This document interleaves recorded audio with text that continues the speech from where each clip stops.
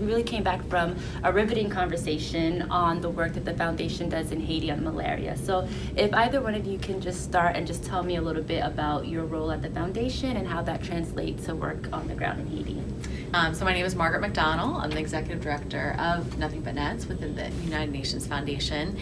And yeah, we've been around for about 13 years, and we've helped provide more than 13 million bed nets to help protect kids, families, vulnerable people around the world. Over the last couple of years, we realized there's such an opportunity. It's a really exciting time in malaria. There's been tremendous progress, 60% reduction in cases, 7 million lives have been saved. And so we're actually at the place where many countries are approaching elimination. They've made such great strides in control that they're actually talking about elimination.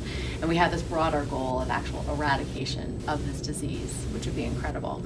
So we were presented with the opportunity to get more involved in the malaria elimination effort in Haiti and in support of the Malaria Zero Partnership, which works closely with the Ministry of Health in Haiti. And our role has really been around partnership, communication, advocacy, and resource mobilization to help connect and strengthen and buoy the great work that's already been done, the progress that has been made, and help the government and the people and the community health workers of Haiti provide them with a little bit more to help them finish the job. That's wonderful. You said 60%, and that really stuck out to me. I mentioned before during the panel that a lot of my work, unfortunately, as a journalist is sometimes talking about not so pretty pictures, not so pretty stories, especially the past year, a lot of negative stories. So to hear success stories like this and to hear 60% reduction, I think it's something that's really important and one that we all need to make a concerted effort in sharing.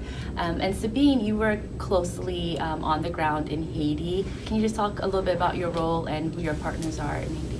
I'm the Senior Associate at the United Nations Foundation, and I support predominantly our Haiti portfolio as it pertains to malaria. So yes, I am frequently on the ground in different roles per se, but in large part I do kind of help act as a liaison with our Haitian government counterparts, in particular the National Malaria Program, to get a better sense of what their needs are from a financial vantage point, but also how to communicate, as you said, some of the success stories.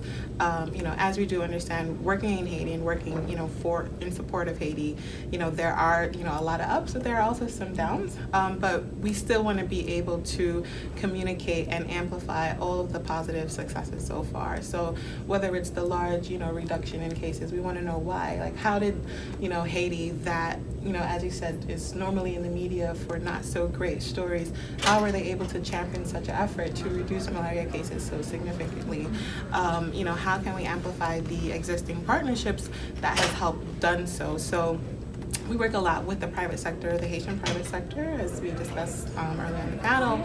Our main Haitian counterpart private sector is Digicel, so we help to kind of smooth over relationships and partnerships with that so that we can get resources that are super significant to the work that we're doing, whether it's tablets or, insecticide,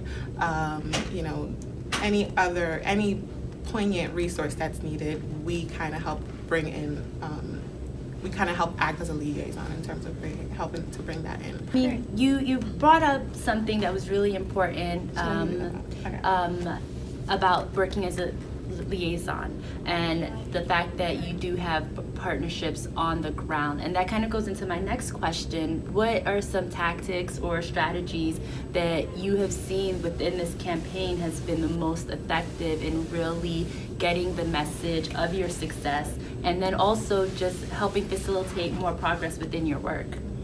There's an incredible opportunity, right? So right now, Haiti and Dominican Republic, the island of Hispaniola, is the last island in the Caribbean to have malaria. So I think there's a lot of momentum and excitement around and there's been tremendous progress already in terms of reduction of cases and deaths.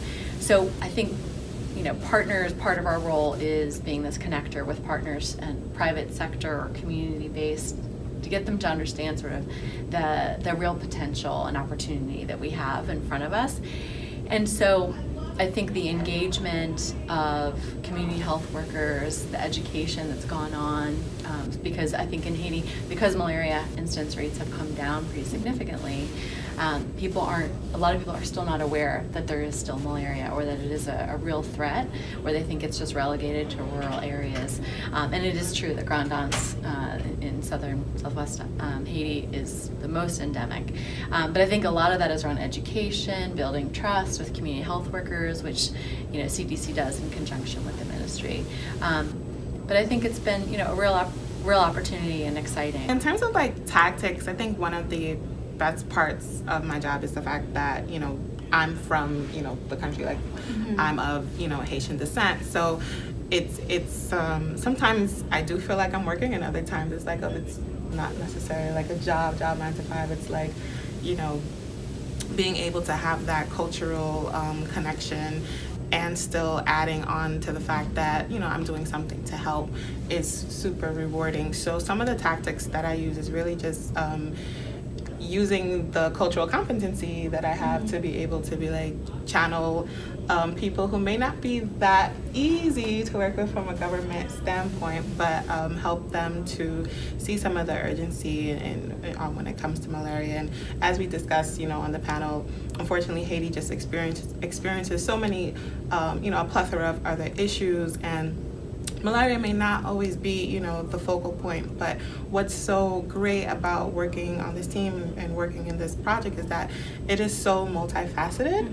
Malaria enters into so many different other things, be it education, be it technology, be it community engagement, that it's now, although it may not be the main cause of death in Haiti, it still is so significant to everyday life.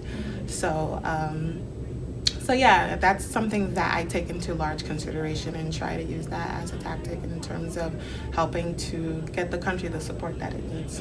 How much is that cultural component viewed as a challenge, or do you see it more as an opportunity? I see it more as an opportunity. I like to stray away from the words of like challenges, because I feel like any challenge, there's always solutions, and then solutions, there's always opportunity. Because it's an opportunity to teach. If someone who may not be culturally competent, someone who's not from the country or never visited the region, it's an opportunity to teach them. These are how things. These are, how things kind of get done, or these are kind of the normalcies in this country.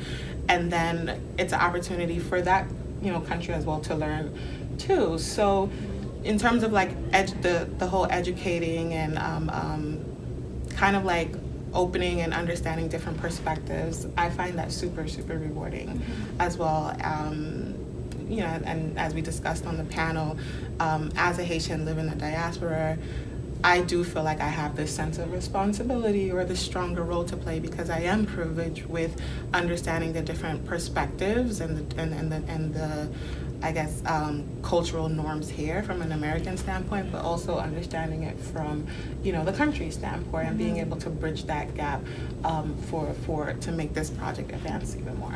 So it sounds like there are a lot of other factors in play when tackling an issue like malaria. It's not just a simple public health situation. It's not immediate health care. There's a lot of other factors. So I'm curious, since this is such really a big and, just like you mentioned, a multifaceted task, who do you see as allies? Right, I think approaching, especially in the context of Haiti, in which there are other competing and perhaps higher priority opportunities or challenges, it has been really important to approach it with sort of a more comprehensive perspective. And I think one of the things we've helped to do is help to connect those dots and identify new resources or new partners. So the Global Financing Facility associated with the World Bank, for example, or where are there opportunities that perhaps the Ministry of Haiti was not yet aware or didn't know how to go about, and we've helped to connect. So for example, Sabine led a trip of Haitian policymakers to Senegal to meet with Senegalese parliamentarians and officials who had successfully created an investment case to attract resources to Senegal. And so we created that opportunity, right, for that exchange of information and ideas. And again, capacity building in a way, right, so that they're better positioned to be able to make a strong case to attract investment, to address not only malaria, but in that case, we're talking about a broader health systems approach and enabling be able to have the resources to reach women, children, et cetera. So not just with malaria, but that being, a component of it. So I think there's really important, multi-sector partners, government partners, civil society partners. Like we heard about earlier, it's so critical to engage trusted community members, trusted traditional healers, trusted teachers and parents. I mean, that's so critical. And so for that, we certainly rely on people who are on the ground who have those connections and are well respected and valued in their communities. That's great. Last question, is there anything that you feel is pressing that the audience should be aware of that maybe they're not necessarily going to get just from going on the website, or if they were here in the forum? Like, what is a message that you think it's really important that they should hear? That's a good question. I think, we really try to, as I said before, is really message the successes when it comes to the work that we're doing in Haiti. And I think what makes this work, what's super significant about this work is the knowledge that malaria elimination is, it's possible, it's feasible. Like, we're literally at the cusp of, we're like literally right there, just, at the cusp of, elimination. And I think that that's not necessarily something that, the external audience understands, that it really is just this extra push that's needed. It's really just this more of a concerted effort, between all the partners that we recognized earlier and that we discussed, on the panel. It really is the need for convening, whether it's community, politicians, the government and the private sector, just to be able to eliminate a whole disease. Which in our daily, day-to-day 9-to-5 work, it's like, it's so, we talk about it like every day, but it's a huge, it would be a huge breakthrough, a huge success story for the country. So that's something that I really want, if anything, to be able to amplify to external audiences.